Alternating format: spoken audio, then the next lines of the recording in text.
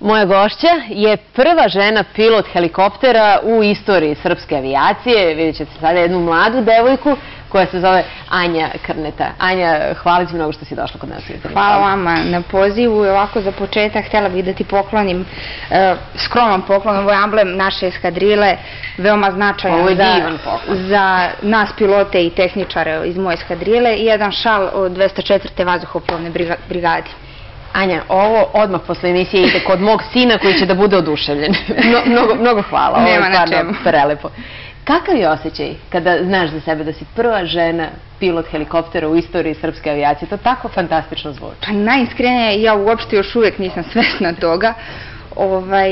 Tako eto, podsjete me novinari kad dajem neki intervju da sam prva žena pilot helikoptera u Srbiji, ali stvarno ne gledam na sebe na takav način. Uživam u svom poslu i volim to što radim. Jesi li ti ostvarila ono što si htela kada si planirala svoju karijeru? Je li to bio tvoj san? Pa da budem prva nisam se nadala da ću biti prva, jednostavno u tom momentu mog upisivanja Vojne akademije poklopile su se neke kockice, da tako kažem, i ispostavila se da sam prva. Kaži mi, kada si se odlučivala uopšte da se baviš vazduhoplovstvom, je li helikopter bio nešto što si ti htela ili si razmišljala i o avionima? Kako uopšte tekla i ta tvoja odluka da uopšte kreneš ovim putem i kako su izgledale tvoje želje? Evo, sada gledamo kako ti izgledaš u tom svom ambijentu profesionalnom. Pa u principu moja želja je bila da budem pilot aviona, ali jednostavno nakon završene obuke na školskom avionu UTVA 75, morali su da nas podele naravno prema našim sposobnostima koje smo pokazali na osnovu tokom obuke na UTVI i ja sam prema toj podeli poslata na obuku za pilota helikoptera. Ne bih se uopšte menjala, obožavam helikopter i stvarno je fantastično biti u kabini ovakvog helikoptera i leteti sa njim. Koliko je zahtevna obuka za pilota? Pa mnogo je zahtevna, dosta zahteva odricanja, dosta učenja, konstantna koncentracija, jako velika priprema, obimna i velika priprema za sam let.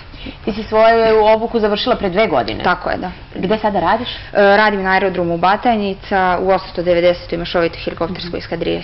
Kako izgleda jedan tvoj dan kada si na poslu? Pa dolazak na poslu u 7 sati. Rano se krećete? Da, rano ujutro, radimo do 3 poslepodne ili eventualno ako radimo poslepodne pa letimo noću, onda se pomera to radno vreme. Jednostavno dolazak na posao, priprema za letenje, odlazak na letenje. Pa ne letim svaki dan, ali dosta letim. Voziš i kola? Da. Na kakav način doživljavaš vožnju? Jel može to uopšte da se poredi? To je ovako i meni mojim kolegom. Helikopter i auto nikako. Nikako? Da, vozim, mislim, nije problem nikakav oko vožnje, ali nekako više. Voziš na kamionu? Da, položila sam vožnju na kamionu, pošto takav je plan i program preko akademije polaganja za vožnju, da se polaže prvo na kamionu pa onda sedemo u auto. Meni je jako lepo ovako kad god mi dođe neka i danas si ti tu ili bilo koja od tvojih koleginica kada vidim da su žene sve više prisutne u vojsci Srbije. Kada je atmosfera bila i među tvojim koleginicama sa klase i među mlađim koleginicama koje sada dolaze?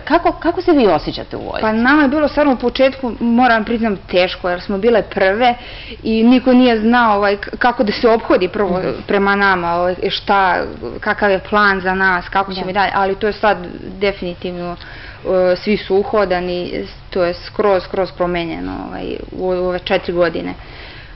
Od kako smo mi završali akademiju. A imaš li utisak da raste interesovanje žena da se priključe vojsci? Definitivno, da. Sve više i više devojaka želi da upiše Vojnu akademiju i da rade kao profesionalni vojnici.